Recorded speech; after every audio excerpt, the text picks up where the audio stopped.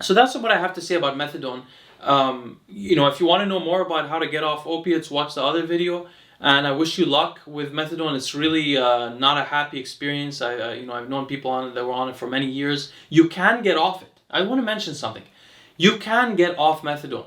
You don't need. I got a comment on the other video saying, your video was actually was a nice guy, but I talked to him a bit afterwards. But on the opiate video, he was saying, your video is like a bit inaccurate. Some people need to take kratom because if they don't, they're gonna relapse. Well, of course, if you're gonna relapse, then blocking. If you're assuming I'm gonna relapse, then blocking the opioid receptor may prevent you from relapsing.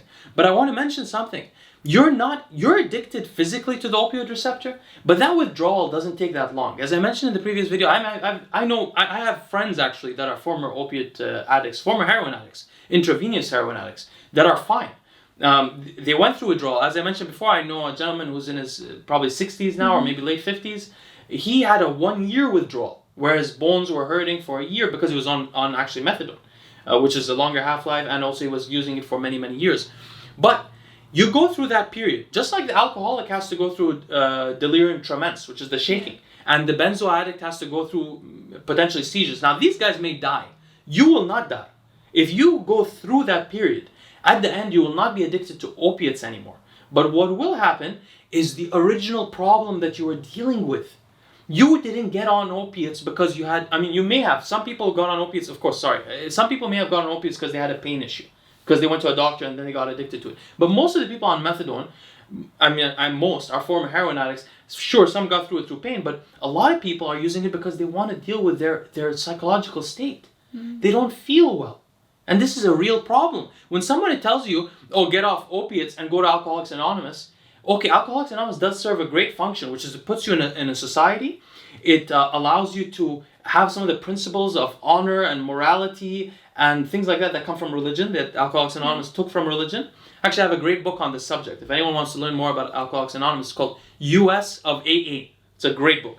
Very short as well. But the point is, they tell you to go to AA and that's it. Well, AA will affect your neurotransmitters and your brain a little bit, but it may not be enough. And that means that you should address the root problem of how you started. If you were using opiates to deal with, and even if you're using opiates just for pain relief and you got addicted to it, you still have impacts on your serotonin system, on your dopamine system, just from the opiates. Like I said, your plasticity will be reduced, your neurotransmitter receptors will be downregulated. You have to deal with that also. Yeah. But if you were using it to self-medicate because of emotional pain, or because of these kind of things that are the real issues in life that cause people to get into addiction, you have to deal with that. And that emotional pain is not in your heart. You can't go to a psychologist, not a psychiatrist, and talk to him for an hour and you're going to be fine mentally. It is in your brain.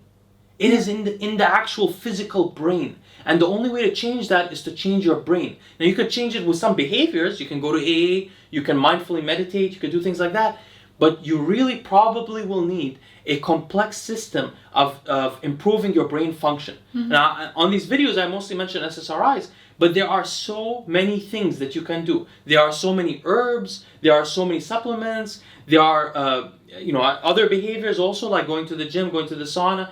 There are many things that you can work on to basically increase brain plasticity. Yeah, not just definitely to increase the neurotrophic factors to improve brain plasticity, but also they have an effect on depression, but also to manipulate some of the receptors, because probably you're a person, if you have this experience, you're a person that most likely has enhanced glutamate activity, which is excitatory and causes anxiety. You also probably have enhanced norepinephrine. Not everybody will have this, but these are I'm just telling you the guidelines. Probably norepinephrine and glutamate are overactive in your brain. Probably you have underactive GABAergic transmission in your brain. GABA is an inhibitory neurotransmitter that makes people feel relaxed. Mm-hmm. So think of, GHB, actually technically it works through a GHB molecule, but it has similar effects to GABA. Or think of benzodiazepines. When people take a benzo and he's relaxed and he's calm and now he's not anxious. Well, that was a lot of it through the GABA system. Mm-hmm. So you probably have overactive glutamate system, overactive adrenaline system, norepinephrine, and an underactive GABA, serotonin, and probably something with dopamine. But it's difficult to play with dopamine, but there are ways to do it. And so you have to optimize these things, and then you have to increase the neurotrophic factors in your brain. And you can work through other mechanisms as well, not just through the neurotransmitter systems directly. You can also work through those hormones that were affecting you there. And we've talked about this before. I mentioned on my Instagram the value of DHEA and pregnenolone as a supplemental form. But there are other things you can do. In the next video that you're going to see on the finasteride, which is called snorting progesterone, I make what I think is the first suggestion on YouTube about this, but I think it's a good thing, which is intranasal delivery of progesterone for the purpose of depression and things like that. So there's a lot of things that you can do. There's a lot of complicated, and this is why, I'm not being commercial now, but this is why I charge $600 for the cognitive analysis stuff, is because it took me a lot of work to figure out all these different elements. And I bring them together and I specifically analyze the genes in the person's brain. So I look at, for example, we've been talking about NET, the norepinephrine transporter. I analyze that. My clients will know their NET polymorphisms. I look at CERT. I look at my cognitive analysis section. This is not commercial. I just want people to understand the value of understanding how your brain works. And I'm not overestimating it, by the way. I'm not saying what we understand about genes today is light years behind what we're going to know in 5 years or 10 years. But we know, by statistical analysis, we know certain polymorphisms at these genes that we know logically are functional affect behavior in certain ways. And so I go through every single known paper on every single neurotransmitter receptor that is known.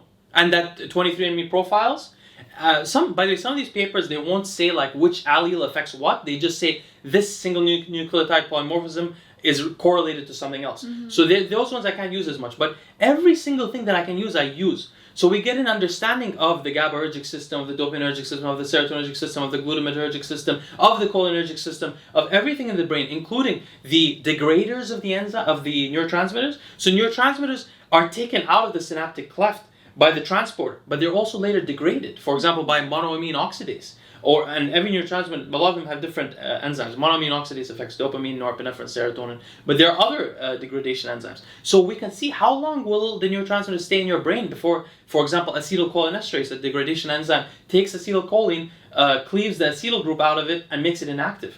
But there's also something that takes it out of the synaptic cleft.